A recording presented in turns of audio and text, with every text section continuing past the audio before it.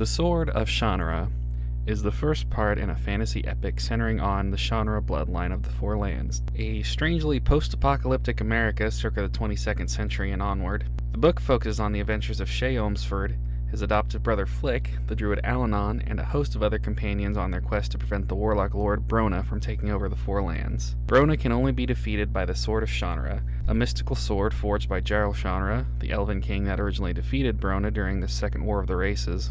The MS-DOS game, Shannara, follows the non-canonical son of Shay, Jack, on a very similar quest to stop the ghost of the Warlock Lord and unite the Four Lands in the meantime. That's right, today we're diving into Terry Brooks' high fantasy epic world of Shannara.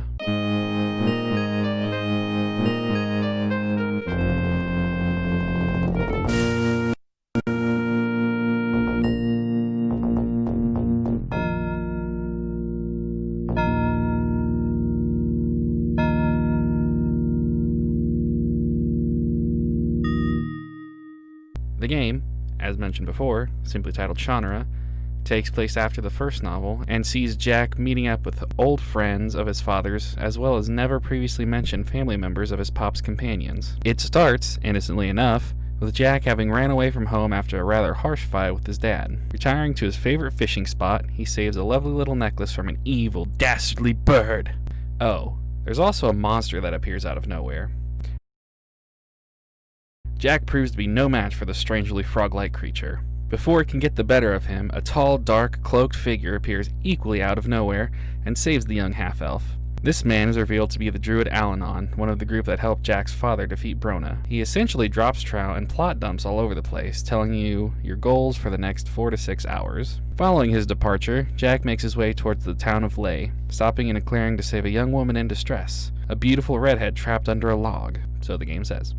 Using your big, sexy brain, you leverage the log up, helping her to her feet. She introduces, or rather, reintroduces herself as Shella Ley, daughter of Shay's companion minion. It turns out that locket you found earlier is actually hers. It also turns out that perverted bird was watching her bathe in the river and stole the locket from her. She joins Jack on his quest, leading him to her hometown of Ley. Upon arrival, she's informed by the guard that her father has suddenly taken ill. Rushing to the castle, they encounter a very terse and creepy gardener, one that Shella doesn't recognize. It must just be a coincidence. The king is on death's door, looking a pale shadow of his former self. Jack gathers up a few odds and ends because this is an adventure game after all. The group takes their clutter to the local herbalist, giving him the remnants of the king's sassafras tea leaves from the night before he fell ill. He studies them, revealing them to be the deadly dread-dyer, a poisonous plant that is a member of the sassafras family.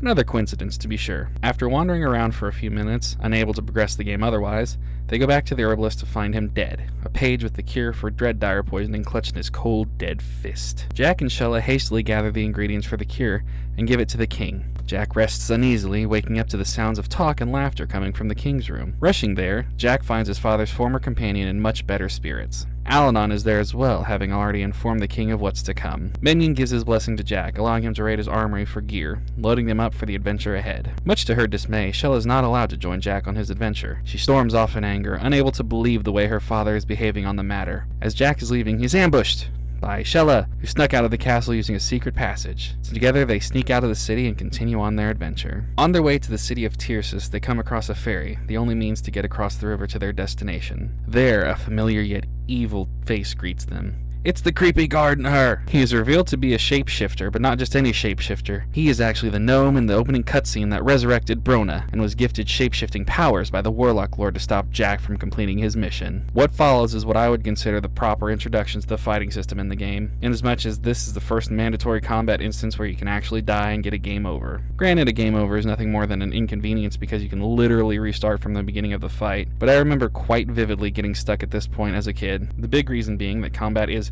entirely RNG. There's no skill, there's no tactics, it's entirely RNG based, which makes the combat one of the most annoying aspects in the game, but I digress. After winning the grueling fight against the shifter, he disappears in a flash of red light. Carrying on with their journey, the duo finds themselves at the city of Tyrsis, which is under siege by an army of the Walking Dead. Trademark copyright. The door guard, who looks strangely like a cross between a human being and a panda, won't allow the group into the city until they can do something about the zombies. Nothing else to do, Jack and Shella walk around the perimeter of the city walls, finding a small hut with smoke billowing out of its chimney. Inside is a dwarf that introduces himself as Brendel, brother of Hendel, a member of Shay's group that gave his life in Tyrsis, sacrificing himself so Brona's forces couldn't get into the castle. Brendel is in Tyrsis to retrieve Hendel's hammer, a magical artifact of immense power. Sadly, and a little too much like the real world, Brendel isn't allowed into the city due to the guards' prejudice. It's revealed that the undead are driven away by burning laurel wood, which there's conveniently a tree of on the other side of the castle. Inside, Jack and Shella are greeted by somebody who is somehow even more of an asshole than the door guard was. It's the King's Seneschal, an absolute prick of a doorman. After some convincing and intervention by the king, Brendel is allowed to enter, and the group is given free reign of the castle. Inside, Brendel retrieves his family's hammer, completing his original quest to the city. Afterwards, Jack and company are taken to the shrine of the Sword of Shannara, which is enclosed in a ring of fire, which nobody fell into. In the throne room, Jack discovers a secret room hidden behind a tapestry. Inside is a dark altar, complete with a pitch-black mirror and a dark candle and shit. Using his latent magic abilities, Jack uses his resources to summon the shade of Brona to the mirror. Using Stenman's spellbook, the man that betrayed his father, the group summoned the wraiths to get rid of the zombies and destroy the barrier around the sword. Little do they know that the blatant use of black magic damns the souls of the entire party should they fail. But it isn't without its successes, because the group is able to dispel the flames, allowing them access to the sword. But, gasp! The sword has been shattered! The only way to repair the sword is to gather 3 more magical artifacts. A set of elf stones, which can be found in the homeland of the elves, Arborlon. The black iryx, a talisman that grants immense strength to its wielder, in the hands of the trolls, which are preparing for war with the elves. And the magical torque, a bracelet used by the gnomes for magical stuff? These items, along with Brendel's hammer of power, their magic, and what they represent, they can reform the sword, restoring it to its original glory. In Arborlon, the group is introduced to the elves and the peril they're currently in. To their knowledge, the trolls have kidnapped the youngest son of the king. The king is not present, being on the battlefield, waiting for things to get nasty, so the group has to speak to the eldest son, Prince Arian. He's a bit of a dick, but he means well. The most useful elf you meet is a scholar named Davio, who has a personal and deeply vested interest in the elf stones, a trio of small stones that are immensely powerful magical artifacts. The only known set of stones are in the hands of Jack's dad, with all other stones thought to have been destroyed sometime prior. With a little footwork, the group discovers a second, hidden set of elf stones hidden within the lifestone in the very garden of the castle. 2 magical artifacts down, 2 more to go. On the way to the troll homeland, the group encounters Panamon Creel and Telsec, the former having helped Shay on his quest, the latter being a descendant of Keltset, a troll that helped Shay on his quest. Luckily, as I'm sure you're getting sick of hearing, that is the last time I'll have to say that, because these are the last cameos of former party members will encounter. Panamon briefly joins you through the troll branch of the quest, which sees you hearing that the trolls believe the elves had stolen the black iryx from them. It almost sounds like somebody or something is trying to play the 2 groups off of each other. The group comes to a clearing with a rocky arch passing over the path. This is a beginner's trap if there ever was one. If you carry on your merry way, the arch will be collapsed on top of you by the shifter, putting Brendel out of commission and severely harming the rest of your party. The trick is to have Telsec throw a boulder at the arch, saving you the headache of having to fight 6 enemies with an inferior party. After the fight, Jack enters a cave, finding the young elven prince as well as the black iryx propping up the nearly collapsed roof. Retrieving the prince and the iryx, the group carries on to the battlefield, with an elven camp and a troll camp on either side. Due to some weird rules of the trolls, the groups are entered into a contest of champions, with the elves getting to pick the weapon with which to commence the duel. Being the ever-clever halfling that he is, Jack convinces the elves to use riddles as their weapon. The trolls hate this, but have no choice but to accept the terms. Through some clever wordplay, the elves lose because they went against the rules they themselves set forth for the contest. After some conversation between the 2 groups, they're attacked by monsters! After the defeat of said monsters, it's time for the group to head to the home of the gnomes, Storlock. On the way there, the group is ambushed by the shifter and his monsters again, but this time they get a lucky hit in on Davio, poisoning him severely. This rushes them to Storlock to seek treatment for Davio. Unfortunately, the healing waters of Storlock are being infected by something evil. Turns out it's a huge-ass spider/crab thing which smells strangely of kerosene. Using an arrow and some lantern oil, Shella sends a flaming arrow at the monster, catching it on fire, weakening it severely. Defeating it cleans up the water, allowing Davio to be healed, and he gets to return to the party. I'm gonna skim over the dwarven branch of this quest because, well, it's pretty inconsequential. There's another reveal of the shifter doing his thing, taking on the shape of a dwarven confidant to their king. After that, the group meets Alanon, being a little more monotone than before, at a rope bridge. After crossing, he reveals himself to be the shifter!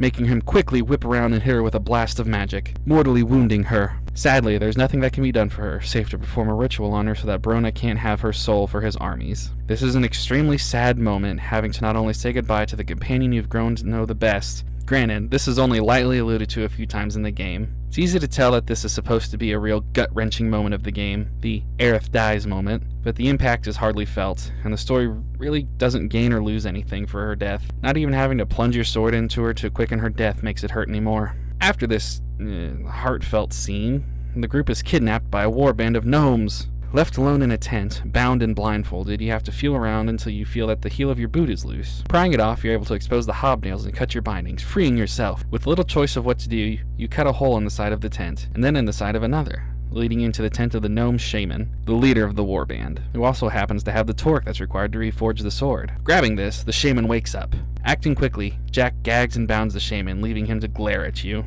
Passing between loading screens, it's revealed that Gika, the assistant to the shaman or some such, has murdered him, craving his power, which he doesn't get because, well, Jack took it already. Using that leverage, Jack convinces Gika to help him free his friends, and does just that, going down into the pit they're being held in and shutting the grate behind them. Escaping from the well, the group is met by the real Alanon, who takes him to the place to reforge the sword. Summoning the Shade of Bremen, the druid that originally commissioned the sword, the ritual to reforge the sword begins.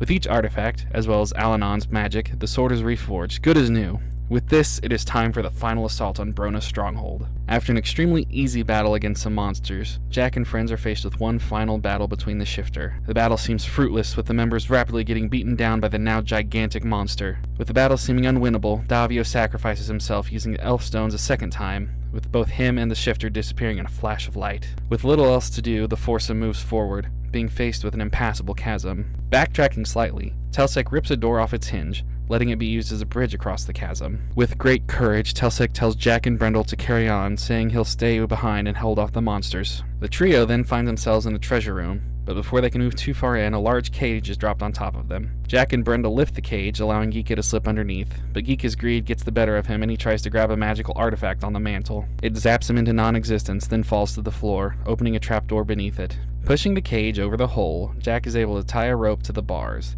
and the duo climb down. The rope is too short and they have to jump off it. Jack lands safely, but Brendel falls, breaking his arm. They find themselves at the base of a giant statue of a demon with one crystalline eye at its top. Jack is able to climb the statue, but due to his broken arm, Brendel can't, and leaves the party when Jack ventures upwards. This right here is the only time I was entered into an unwinnable situation in the whole game, because if you don't have Brendel throw his hammer at the crystal blocking the way deeper into the cavern, you're screwed.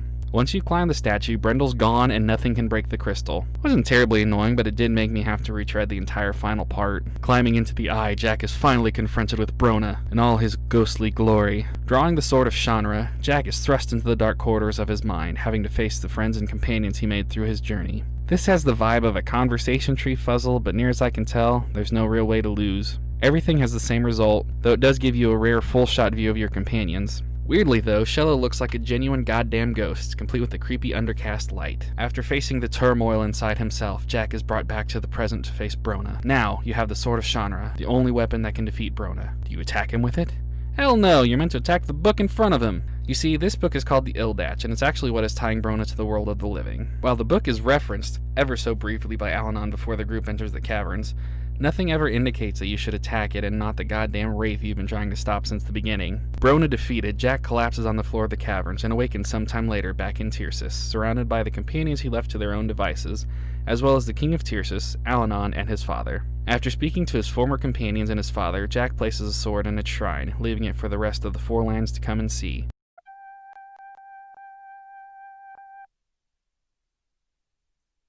Once more, the Sword of Shannara stands as a symbol of freedom.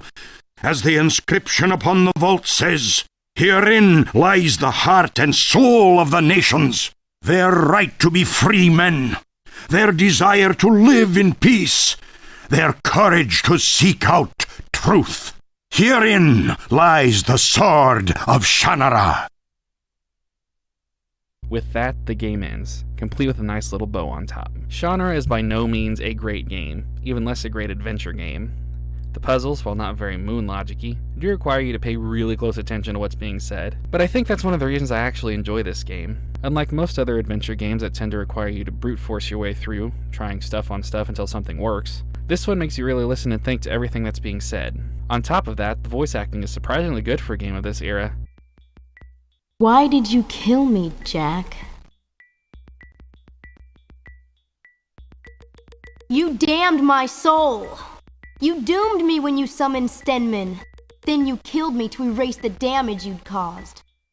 And even on modern machines, it's pretty easy to get running, and requires a pretty rudimentary knowledge of DOSBox. I couldn't ever figure out how to run the game without running the install every time. I played this game originally off of a demo disc from PC Gamer back in the day, and never made it past Tiersis. While knowledge of the book series wouldn't hurt anything, beyond the first book, there's not much else you could glean from them to play this, save for some deeply buried lore. Unfortunately, this game isn't on GOG or Steam, so you're stuck trying to get physical copies if you want to play. But if you can get the game for under $15, I recommend giving it a shot, especially if you want to see what other developers were doing around this time. The story is fairly engaging, though it does expect you to be far more attached to the characters than you actually get to be, unless you talk to everyone at every opportunity you get. Despite the rather glaring shortcoming, I can't help but recommend this game. Granted, some of that is nostalgia, but if you're looking for a minorly challenging adventure puzzler, the decent story and solid voice acting, give it a go. Give it a 6 out of 10.